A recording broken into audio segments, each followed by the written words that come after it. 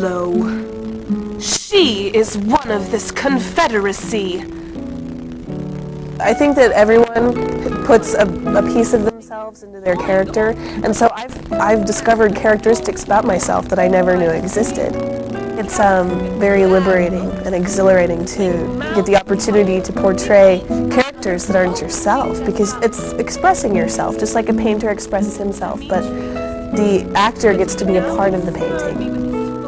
Alone in the spotlight, the actress creates a world of make-believe. Every line of dialogue, every gesture is a practiced stroke on her canvas of theater art. Her ability to draw the audience into this world and make them believe is the result of classroom study, rehearsal, performance, and improvement. It is the demonstration of assessment, that sometimes invisible learning process embedded in great teaching. Whether it's on the stage or in the classroom, the fine arts present the perfect laboratory for assessment, for learning, with methods and principles that stretch not only across the 4 disciplines of art, music, dance, and theater, but to other academic subjects such as science and mathematics. Today, we'll take you into some outstanding theater classrooms for The Proof of Performance, Fine Arts in Texas Schools.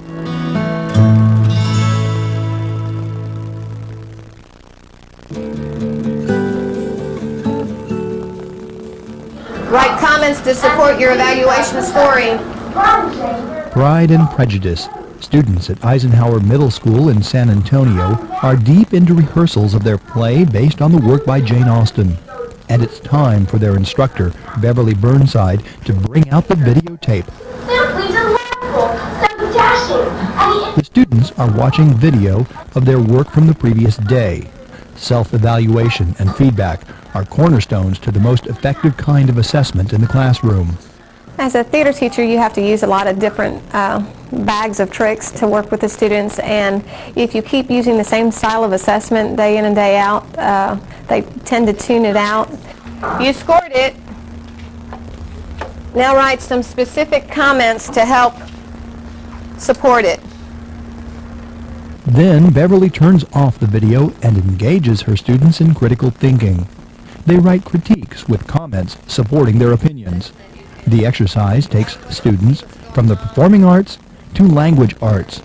And this kind of interdisciplinary instruction is a big reason why fine arts students tend to excel in other academic subjects. Okay, we're going to debrief those evaluations you just turned in and get a few comments for our actors before we start. Then Beverly draws her students into a verbal critique of the video. How does she really feel, do you think?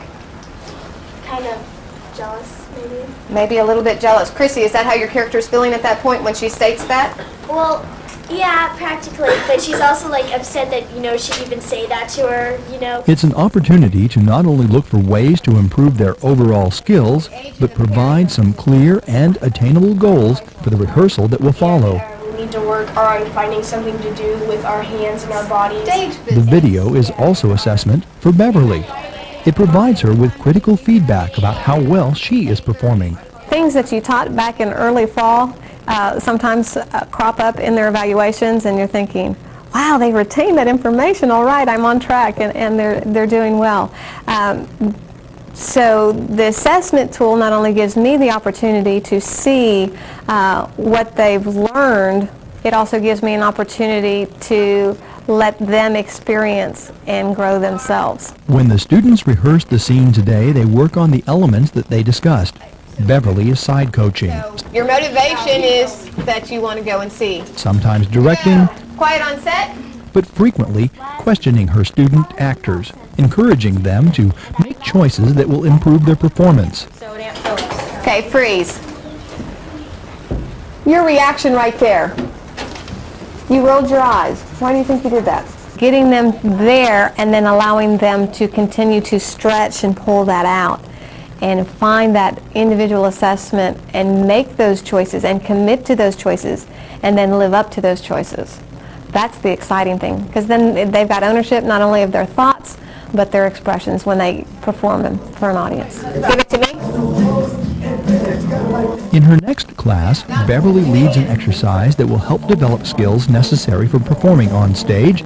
The students are juggling in a circle, and they're learning to focus their concentration on one another in a way that actors may work together on the stage.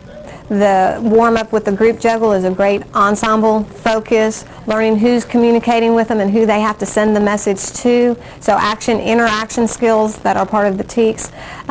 Movement, they have to be aware of what their body is doing. Blocking, they have to know where all these other balls are coming from and where they're going to. She'll tell you at the beginning what this will help, how this will help you in life, or how this will help you with acting. Like in juggling, she said, this will help you be aware of where everybody is, because you'll drop your balls. And she also said that you have to focus where you are, to have a focus on what you do. So when you're on the stage, you have to focus on your lines and focus where you're supposed to be. Then Beverly sets a timer. Are we ready? Go! The students work on their individual skills, 1 minute at a time. They stop and fill out an assessment sheet before starting again with a slightly more complex routine. The students are charting their improvement from the previous class. In all of the fine arts, whether it's music or art, dance or theater, grading as part of the learning process grounded in assessment is based on the individual growth of the student. But Beverly says an exercise like this is much more. And so it's not a matter when I pick those up and look at the increased skill level that they've been charting for the past week. It will be an individual assessment on have they been active participants, which you saw today. I had 100%. There's no question that they're all involved in the process. They're all learning. And when the bell rings, they're like, oh no, it's over. So the individual assessment is real important because then again, it's ownership. Now what else can we do with our facial expressions to show tension? In the final class of the day, Beverly is working with students on a pantomime. This is an inclusionary class. It brings together students with all levels of learning abilities. Some have learning or physical disabilities, some have been identified as gifted and talented, and some are mainstream, regular education. All of these students benefit from the performance-based assessment in one class. It may be proved that fine arts education is open to all students, regardless of their individual ability, but it is also a microcosm of why assessment is so perfectly tailored for great teaching in the performing arts. A good teacher is going to take them where they're at, figure out where they started, and assess where they go to, instead of making everyone across the board either proficient or failing. Circle! Divided into 8 parts. Doing some math. Want your math teachers to be happy? Beverly uses several approaches to teach these students about the different positions on a stage. The students can see, hear, and perform the elements of stage direction. It allows Beverly to engage their minds and their bodies, to question and encourage her students until she can see that everyone understands the concepts. You guys are brilliant. You guys are all going to ace this tomorrow. Next, she applies the stage positions to a sequencing game. Downstage right, upstage center. Students match the numbered items on a list to their corresponding position on a cutout of the stage. Beverly circulates through the room to offer support and instruction while students compare their work to others. It brings together teacher, peer, and self-assessment into one exercise.